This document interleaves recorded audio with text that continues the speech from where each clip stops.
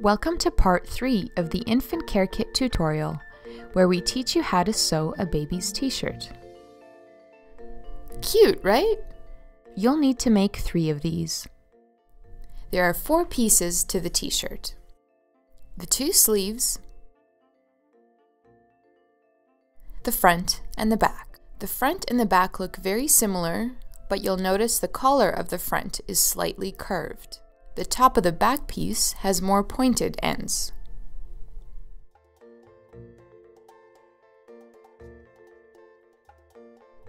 You'll notice too that the shoulder pieces aren't quite symmetrical.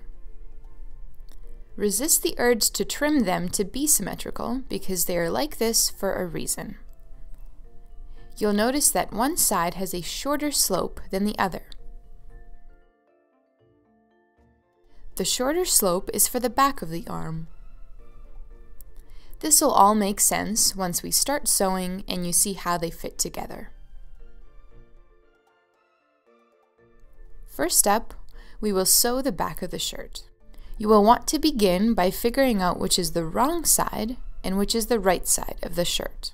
It might be difficult to see on this video, but the wrong side has more horizontal lines and looks like the rows of purled stitches in knitting. The right side has more vertical ribs. It will look like the stockinette stitch or the knit side, like in knitting. Once you've figured that out, you can begin by hemming the collar. Lay the piece with the vertical line side down. Fold the edge over about 1/4 inch and press. Fold it a second time and press again.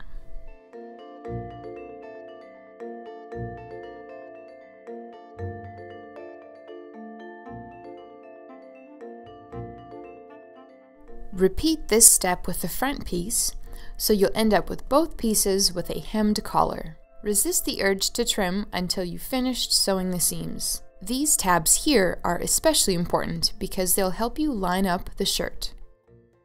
Now sew the hem. Don't forget to backstitch. Stay as close to the edge as you can.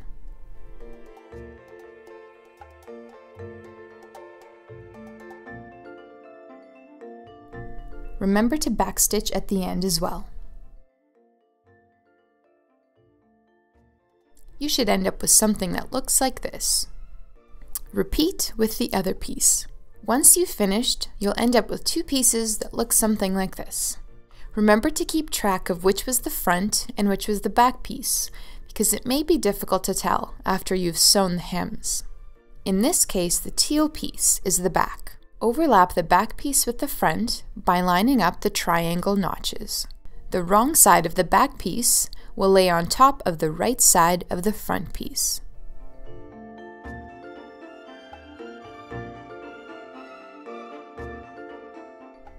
Pin them together once they are lined up. Use as many or as few pins as you're comfortable with.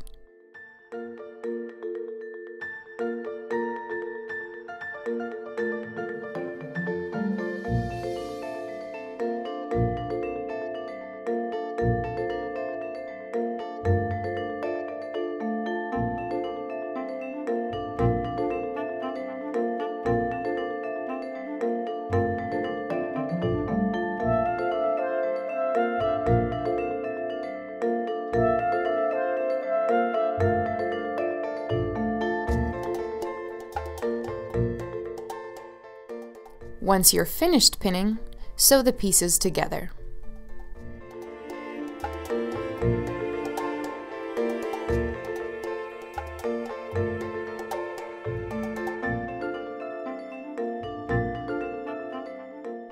Repeat on the other side. Now it's time for the sleeves.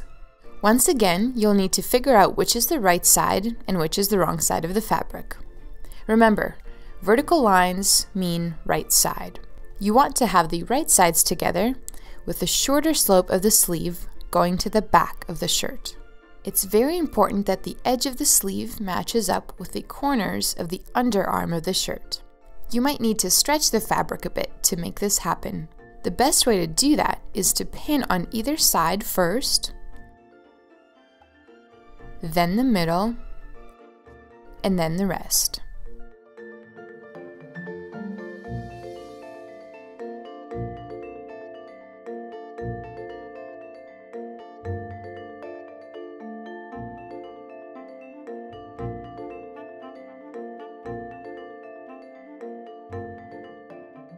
To sew the sleeves on, you might want to start partway down, like we're doing here, to help your machine push the fabric through. You can return to the unfinished end afterwards. Make sure your sleeve stitch is on the inside of the shoulder seam. In this case, that's to the left of the other stitch.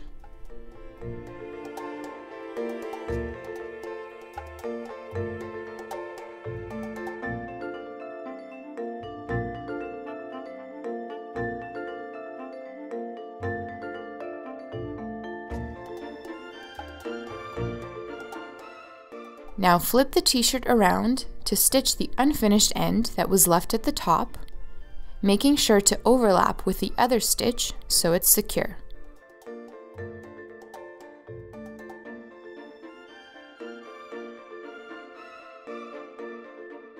Once you've finished sewing the seam, you can trim the notches and excess material.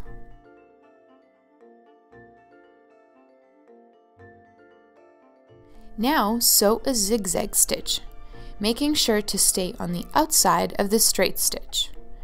If you have a serger, you can certainly serge the edge instead.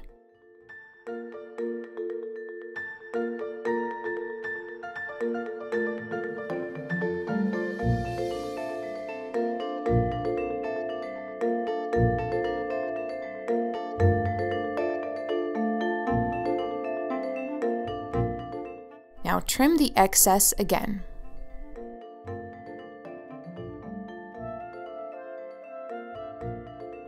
Repeat these steps on the other sleeve. Once you've sewn on the other sleeve, you'll end up with something that looks like this. It's beginning to look more and more like a 3D object. Next, we'll sew the sides. Flip it inside out so that the right sides are together and the wrong sides are facing outwards. Pin along the edges.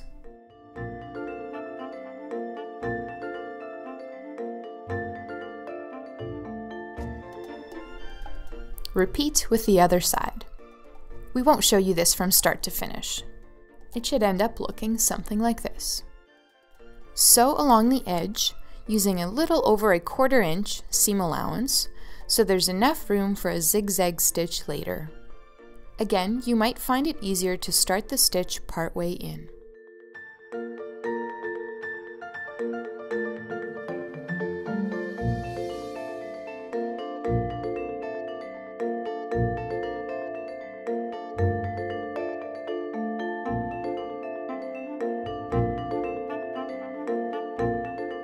Once you've finished the straight stitch, add a zigzag stitch down the edge, staying on the outside of the straight stitch. Again, feel free to use a serger instead if you have one.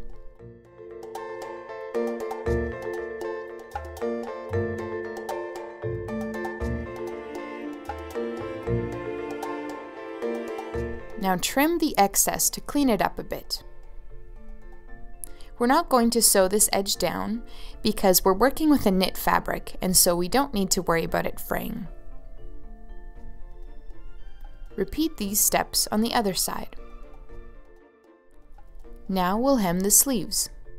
Keeping the t-shirt inside out, fold the sleeve edge over about a 1/4 inch and press.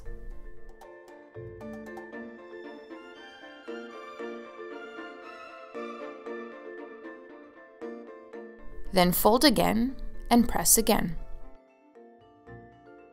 Repeat on the other sleeve.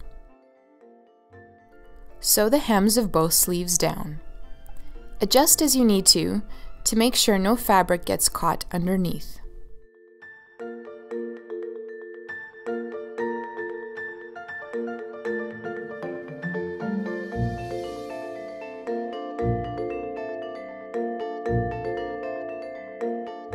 Remember to backstitch at the end to secure.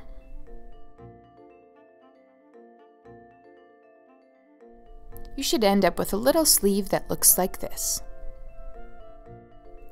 Once you've sewn both sleeves, it should look something like this. Finally, we'll hem the bottom of the shirt. Fold the side seam towards the back of the shirt as you fold the bottom edge to the wrong side of the t-shirt about 1/4 inch. Now fold and press. You might find that this knit fabric resists the iron a bit and doesn't press as well. Hang in there, you're almost finished. Fold a second time and press again.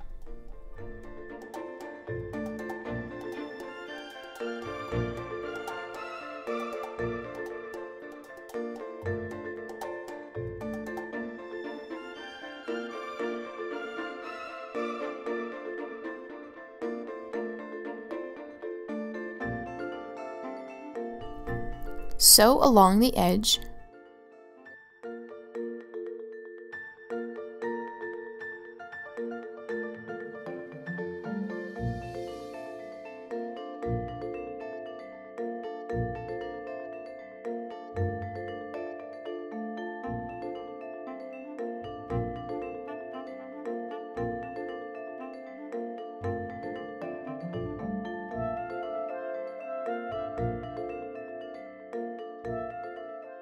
Remember to backstitch at the end to secure.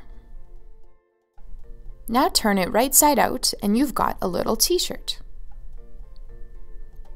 Repeat these steps to complete the second shirt.